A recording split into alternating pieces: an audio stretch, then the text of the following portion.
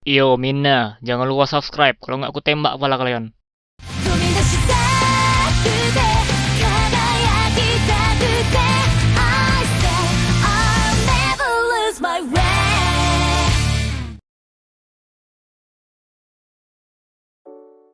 Halo semuanya, selamat datang kembali di channel Tidak Pernah Lulus. Di video kali ini gue akan bahas Ultraman Omega. Kaiju-kaiju apa aja yang akan muncul untuk penayangan di bulan September. Tepatnya dimulai dari tanggal 6. Kalau tanggal 30 itu masih libur ya, diganti sama episode recap. Jadi di Sabtu nanti tanggal 30 itu bukan episode 9 ya, itu masih recap. Yaudah, langsung aja di sini gue bahas. Pertama, di episode 9 akan ada kemunculan Gubila. Ya, ini kaiju comeback lagi. Siapa di sini yang bosan lihat Gubila? Saya.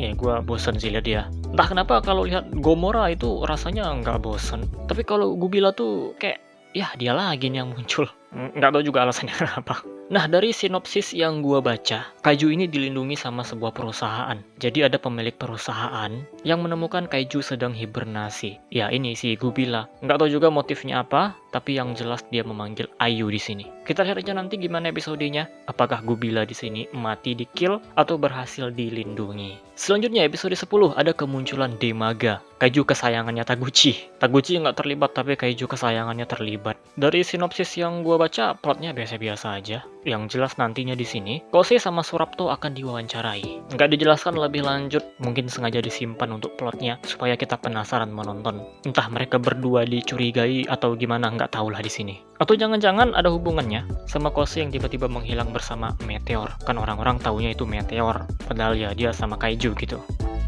Lanjut di episode 11 akan ada kemunculan Grime. Iya, Grime yang dari episode 1, dia balik lagi di sini. Apakah ini adalah Grime yang sama atau Grime yang berbeda? Dari sinopsis yang gua baca, di sini katanya kaiju yang kita lihat di episode 1, Grime, dia telah bangkit kembali. Nah, dari situ gua mikir, wah, jangan-jangan ini kaiju yang sama nih. Karena seperti yang kita ketahui ya, ketika Grime kalah, dia nggak hancur lah. Bangkainya masih ada tuh. Entah udah berapa bulan, nggak tahu lah ya. Tapi kan nggak pernah ada informasi lagi tentang Grime. Bisa aja emang bangkainya masih ada dan sebenarnya belum mati. Nah, ini dia balik lagi nih di episode 11. Plot yang penting di episode ini menurut gua ada dua. Berdasarkan sinopsisnya, katanya si Ultraman Omega di sini kayak kehilangan kepercayaan dari masyarakat lah gitu. Entah apa penyebabnya. Mungkin dia kalah, jadi orang-orang langsung beranggapan, wah ini mah lemah ini, nggak cocok jadi pahlawan. Ya mungkin kayak gitu kali ya. Terus plot yang kedua, akhirnya ada pasukan khusus melawan kaiju. Timnya adalah NDF yang dipimpin sama Kapten Taira. Nah, ini finally nih, setelah sekian lama akhirnya ada pasukan tempurnya juga.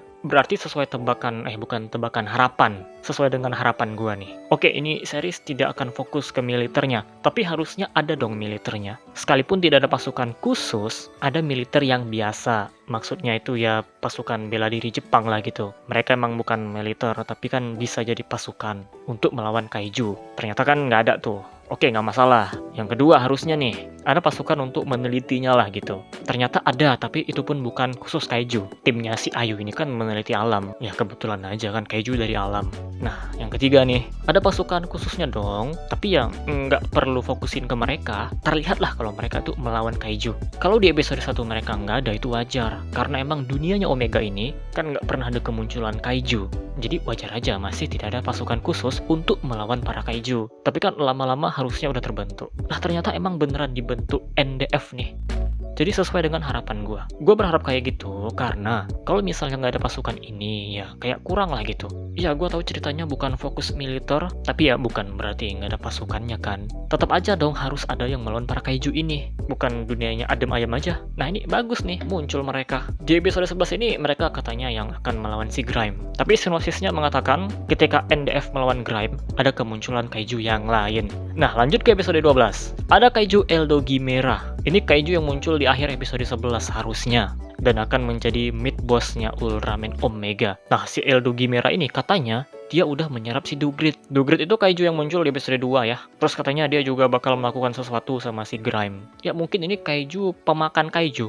Dan ya pokoknya di sini nanti NDF sama Omega akan melawan si kaiju ini. Sisanya gimana tentunya kita tunggu aja nanti di penayangan bulan September.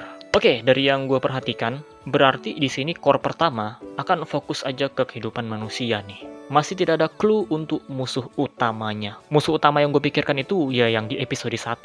Serangga-serangga luar angkasa yang ngebuat Omega akhirnya jatuh ke bumi. Kita kan nggak tahu tuh, itu ada konflik apa di sana. Ya harusnya itu dong yang bakal jadi musuh utamanya. Cuma di sini cerita Ultraman Omega tidak fokus ke mereka ya. Fokusnya tuh di kehidupan manusia. Bagaimana kehidupan Omega sebagai manusia. Konflik-konflik apa yang dihadapi di bumi. Untuk core pertama sepertinya itu yang ditekankan. Nah harapan gue semoga core kedua udah mulai menyinggung soal musuh si Omega. Kemarin gue berharapnya di episode 9. Karena kan antara 8 ke 9 libur nih. Jadi cocok lah itu untuk transisi cerita.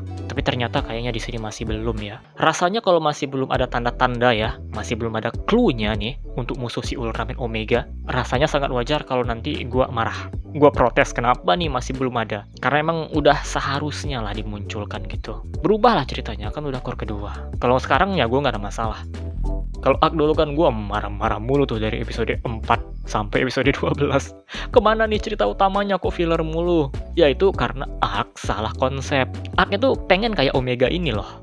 Yang ceritanya tuh episodic filler. Tapi masalahnya konfliknya tuh udah jelas banget di awal. Dari prolognya sampai ke episode 3 itu udah jelas banget. Jadi ketika ceritanya muter-muter aja, ya wajar kan kalau gue marah-marah. Gue protes mana cerita utamanya, hey. Tapi kalau Omega ini, ya gue gak ada masalah untuk core pertama. Kalau mau dibikin episodik yang banyak filler, ya ini episodik aja lah bilangnya.